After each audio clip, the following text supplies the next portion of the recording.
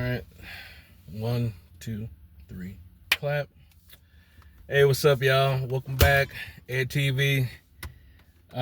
Just want to make a quick post. I'm actually having a issue right now on the Spark app. So it's been doing this weird thing. This second time this happened. It did it last night, and it just did it just a minute ago. My first order. So I should have recorded it, but I figured I had an intuitive thought while I was waiting. I just got off the phone with driver support. They fixed it. Last night it was a little different. They didn't fix it the same way. So anyway, what happened was this. I'm trying to do some more whiteboard. I'm looking at my GoPro trying to see if it's centered. So just trying to get a little bit better with the video. So what happened was this. Goodness grief. My battery's low. Anyway, shit. Well, let's just scratch the whiteboard. I'll just chat. Anyways, damn, I could have swore I charged this bitch up. Anyways, what happened was when you get to the customer's address, you hit yes, and then yes, I'm here. Then it'll prompt you for a 4-digit passcode, and I think there's a glitch in the app because I'm pretty sure I put the password in right. But even if I didn't put it in right, it shouldn't kick me out. So you put the 4-digit customer passcode in, and it'll kick you out, and it'll trigger a return response. So like return it back to the store. So anyway, it made me think about how with all things there's a formula. You have to do it in order. So go to the customer's location, you click yes, I've arrived, and you confirm you're at the right location. Of course, you knock on the door, and you greet the customer, say, hey, Walmart delivery, you got a 4-digit passcode for me? And they give it to you, and you put it in, and it says it's wrong, triggers a error. It tells you to return back to the store. I didn't return it back to the store. I'm giving these people their groceries. So I figured, here's your groceries. I'll just call driver support, and they'll fix it. Anyways, not to get too off on the wrong tangent from where I'm trying to lead to. It reminded me of how there's a formula to do pretty much everything in life. And unfortunately, a lot of us don't realize it until later in life. So it reminded me of a book by T. Harv Eker. I don't know if I'm pronouncing it right. And a section of his book, it talks about how thoughts lead to feelings, feelings lead to actions, then actions lead to results. So it's like cause and effect. Your thoughts will eventually lead to your results because hold on, got somebody driving behind me, kind of distracting me. Anyways, your thoughts leads to feelings, feelings lead to actions, actions lead to results. Cause and effect. So I'm sitting here thinking about it like, all right, so my thoughts leads to the feelings. So the feelings is the key. It had me thinking about Neville Goddard, how he said I think he said the feeling is the secret or something like that. So in my mind, I'm like, okay, the password is the secret. So if the password is a mismatch, you won't get the result you want. So the password in the app was saying is not the right password.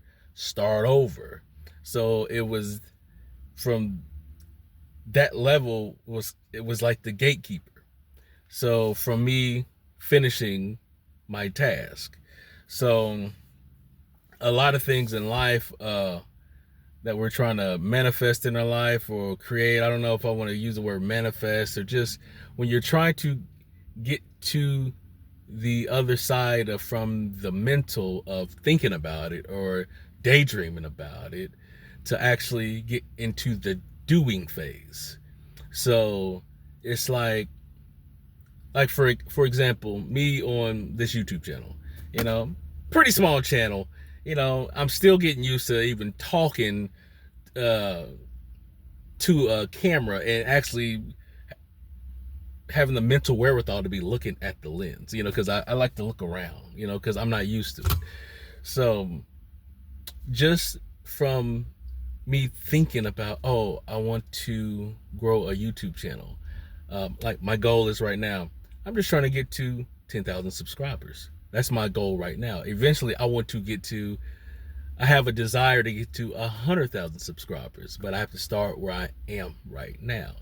So that's the thinking phase, the mental phase.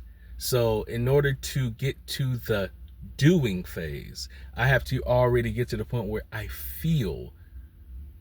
I'm already in the feeling of having 10,000 subscribers. So what would an individual who has 10,000 subscribers do? Well, first he has to feel it. In order to be feeling it, you have to do. It's like be, do, have. It's like, is it the chicken or the egg? You get what I mean? What came first? So at some point, you just have to do, regardless of the feeling, but the feeling helps, if that makes sense. So if you can be in the feeling stage, then you can do it. So it's just like I was telling my stepson the other day about shooting basketball. A lot of times it's about the feeling. You got to get the feel for it. With most things in manual labor, I used to lay brick with my dad, and it was crazy because when I was younger, my dad used to always say, "Boy, you got to come on, when you lay these bricks, you got to get a feel for it." Because one thing is me watching my dad lay bricks or lay block. It wasn't until I actually got in there and started laying the bricks with him, and I got a feel for the trowel in the mud in my hand, the brick in my hand, how the brick's supposed to feel as I lay it. You get a feeling for it. So the point is, and I feel like I'm rambling, forgive me. A lot of it, the key is the feeling. So that's what that whole debacle with the app kind of taught me. Like, oh, it reminds me of you. The key is the feeling. The password to what we want to do in life, a lot of it is the feeling part. It's like, well, how do I feel it if I don't have it? You know, it's kind of like my wife would always say, it's like I believe it when I see it. And I tell my wife, nah. I see it because I believe it. So it's like you have to reverse engineer a lot of these habits we've grown to know, these habits of habitual thinking patterns. So I don't want to get too winded. I just wanted to make a quick post because I felt an intuitive nudge, like, you know what? Say, boy, make a video of that, you know, of this whole thing, because now something happens in my life, my wheels get to turning, like, you know what? The password wasn't right. So because the feeling wasn't right. So a lot of times the feeling is the password to the things we want to achieve. So I remember years ago, I think it was a lady from the, what was the show, what are the housewives show, whatever, I think Nene Leakes, Nene from the Housewives, I don't know, the Housewives of Atlanta, I don't know if that was the name of it, but I remember she was on an interview, and I remember years ago she was like, you gotta fake it until you make it. And I was like, what kind of mess is you gotta fake it until you make it? And then as I got older, I'm like, oh, that's just a way of saying you have to feel it before you can achieve it, before you can have it physically in your hand. It starts in the mental, and you just have to do. So it's like we have to convince ourselves. We go through this little period where we have to convince ourselves, or we have to give ourselves permission to allow ourselves to feel it, because we feel like we're lying. We feel like it's dishonest. And it's not that we're lying to ourselves. We're just going through that little phase of allowing ourselves permission, because we go through this phase like, oh, we're not worthy. We have to do A, B, and C or D in order to make it make sense, so we can allow to do. We got to work super hard in life just so we can allow ourselves to be what we want to be. I guess in a sense, it makes sense, and at the same time it doesn't. Why do we buy into you have to do this, or you're lying to yourself, or you're scheming, or you're I don't even want to use the word scheming because it's like you have to outwit your own subconscious. So you got to scheme on your subconscious just to get past the feeling part of having it. So I don't know. It is what it is. I feel like I'm rambling, and probably to some people I'm not making sense. And as my wife would probably say, you're delusional. And I say, yeah, baby, because I don't want to be I don't want to be right, because I'd rather be delusional, because that's the only way I can see past a lot of our obstacles. Sometimes you got to be a little delusional. So anyways, I hope you guys enjoyed this little video. I'm trying to keep the glare out of this little my phone. I got a cheap phone to record now. I wanted to do the whiteboard with the GoPro, but when things happen like that, I said, you know what, that's the intuitive nudge that it's all happening the way it's supposed to happen. So anyways, getting sidetracked with cars coming through the parking lot. I'm about to see if I can accept another order. So anyways, I'm gonna try to do a mix and match of car talks and me shopping, and I do a little bit of voiceovers. I don't know if you guys noticed that voiceover, you know, I let the cat out the bag for you. That's an AI model of my voice. Yeah, I know. I was cheating a little bit on my videos, but I had to tell myself this: you have to use your resources in order to get some traction. So it's a bit of leverage, but yeah, it's a little cheat code. Go ahead and take it if you want to. You know, if you're in the process of trying to figure out how do I make content, yeah, just upload your voice on 11 Labs. I'm gonna put a link in the description of this video, and you can do a custom voice model, and you can actually get paid from it. So I've been getting paid a little bit each month for me uploading my voice so other creators can use it. So yeah, I know some of y'all was like, this voice sounds a little, yeah, I let the cat out the bag. Yeah, I'm using AI to leverage content creation, because I feel that's where everything is going anyways. It's just, we have to be able to do more with less.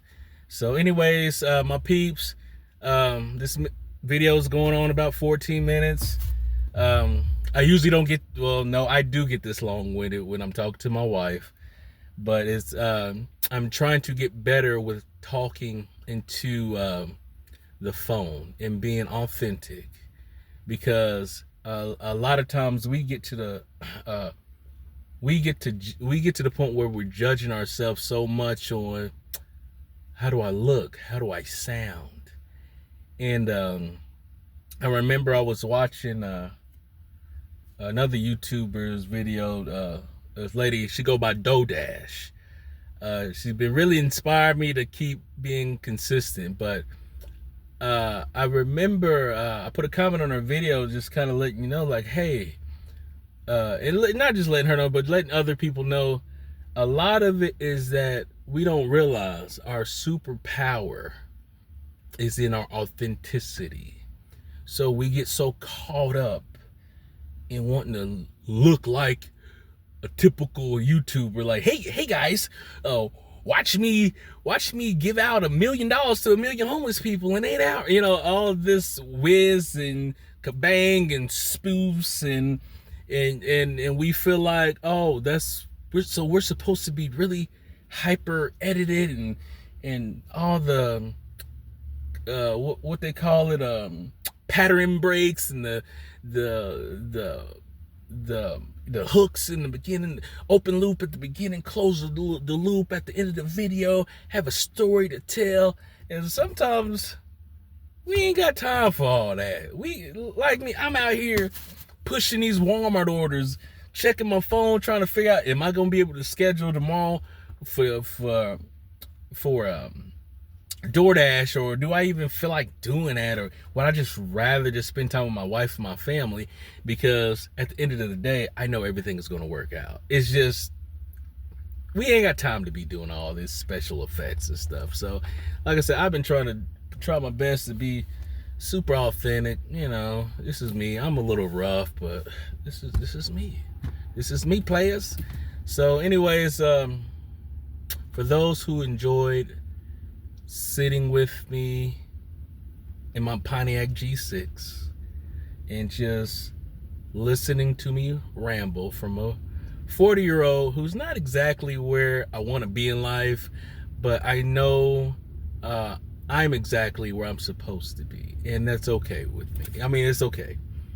And for those who enjoyed it, you know, you can do what you want to do. You can like and subscribe, or you can just wait till 10 or 20 more videos push out, then like and subscribe. You know, just the ones who want to stay locked in on the journey. Got a lot of plans I kind of want to do with these videos, so it's not going to be the same type. This channel will evolve. It won't just be me just doing Walmart orders. That's why I named it Ed TV, because I wanted to do more of a personal brand, kind of like just follow the journey of manifesting or just creating a channel from small to medium to big, and just follow me on the story. So anyways, my peeps, it's been real. Double deuces. I gotta go in here and hustle, so I'll at you later. Peace. Yeah, I'm gonna put my finger over it, yeah, like most people do. Then I'll hit stop.